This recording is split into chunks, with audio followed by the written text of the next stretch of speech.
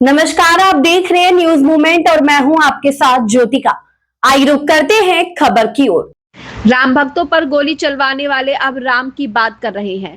Bharatiya Janata party के प्रदेश अध्यक्ष एवं सांसद पंकज चौधरी मिर्जापुर पहुंचे। मां विंध्यवासिनी धाम में दर्शन पूजन किया। जिला कार्यालय पर पत्रकारों से वार्ता करते हुए अयोध्या मंदिर में चोरी पर विपक्ष के आरोपों पर कहा कि जो लोग राम भक्तों पर गोली चलवाने का काम किया, जो भगवान राम के अस्तित्व को नकारने वाले हैं, वे आज राम की बात कर रहे हैं।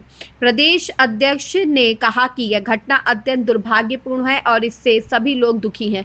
उन्होंने कहा कि प्रदेश सरकार और केंद्र सरकार इस मामले को गंभीरता से ले रही है तथा जांच जारी है। उन्होंने स्पष्ट कहा कि इस मामले में जो भी दोषी होगा, चाहे वह कितना भी प्रभावशाली क्यों ना हो, उसे किसी भी कीमत पर बख्शा नहीं जाएगा। समाजवादी पार्टी और कांग्रेस के नेताओं द्वारा मामले में दिए जा रहे बयानों पर उन्होंने कहा कि अखिलेश यादव, राहुल गांधी पहले भी चुनाव आयोग और न्यायपालिका जैसे संवैधानिक संस्थानों पर सवाल उठाते रहे। उनके बयान उनकी राजनीति सोच का हिस्सा है। सवाल पर कि राम मंदिर निर्माण का श्रेय भाजपा ने लिया, लेकिन अब मंदिर में हुई कथित चोरी की जिम्मेदारी कौन लेगा?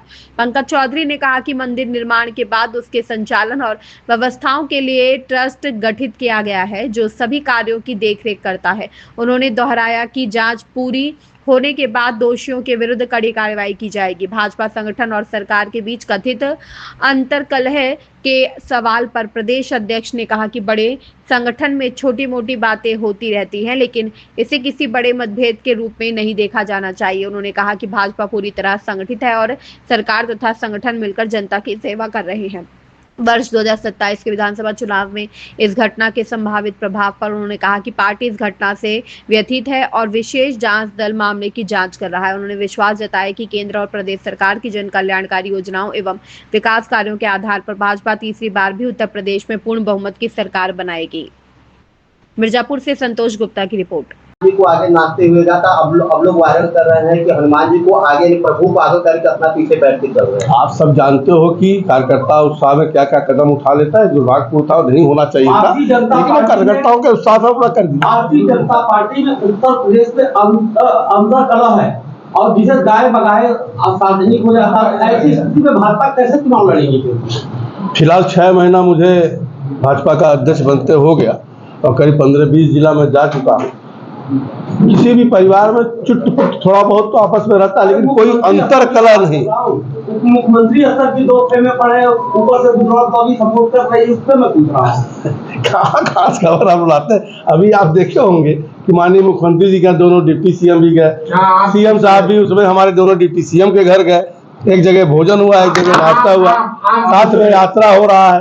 तो ये बाकी अपने तरफ से आकलन लगाने वालों को क्या किसको?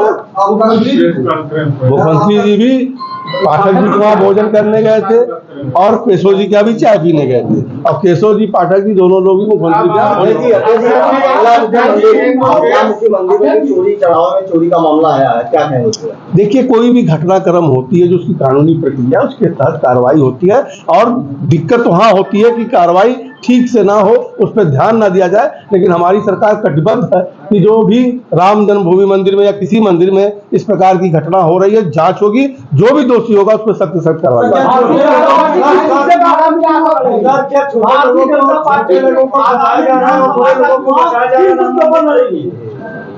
ये एसआईटी के जांच का विषय है, किसको बचाया जा रहा है, किसको फंसाया जा रहा है, एसआईटी की जांच की पूरी रिपोर्ट आने दीजिए। मैंने पहले कहा कि छोटा से लेके बड़ा तक कोई भी होगा, बख्शा नहीं जाएगा।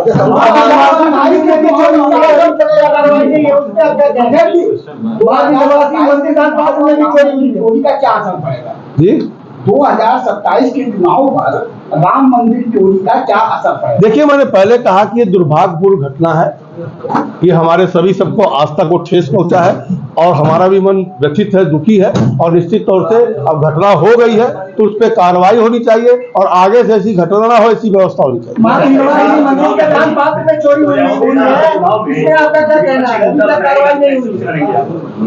उसका जवाब हम लोग देंगे, दूध का दूध पानी का पानी है।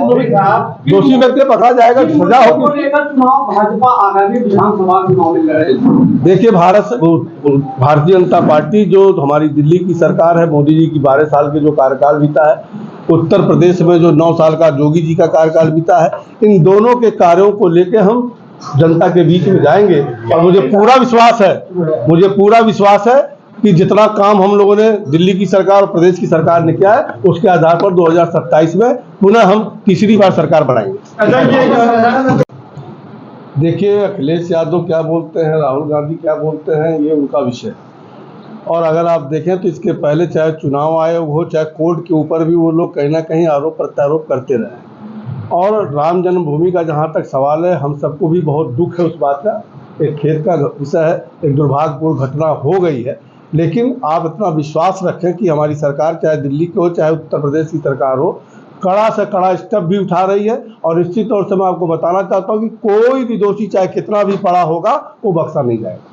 ममता बनर्जी भी लगातार हमलावर है, उन्होंने कहा राम के नाम को भेज दिया गया है।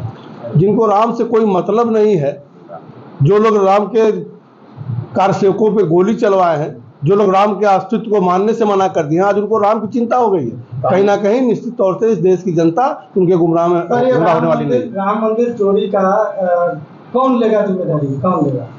देखिए, राम मंदिर चोरी में हुआ है, जिम्मेदारी बीजेपी लेती है, तो चोरी हो गई तो उसकी जिम्मेदारी कौन लेगा? आप देखो कि मंदिर बनने के बाद उसका एक प्रभावी ट्रस्ट बना हुआ है, ट्रस्ट की ही देख रेख में होता है, सरकार का उसमें कोई इंटरफेरेंस नहीं होता है। और निश्चित तौर से जो भी ट्रस्ट का हेड है वो भी जवाबदेह होगा, और जो जांच में दोषी पाया जाएगा निश्चित तौर से कड़ी से कड़ी सजा दी जाएगी। अब कहने को तो आप लोग कुछ भी कहो, कोई भी विरोधी कुछ भी कहे, ऐसा कोई नहीं। इस खबर में बस इतना ही। बने रहिए न्यूज मोमेंट के साथ।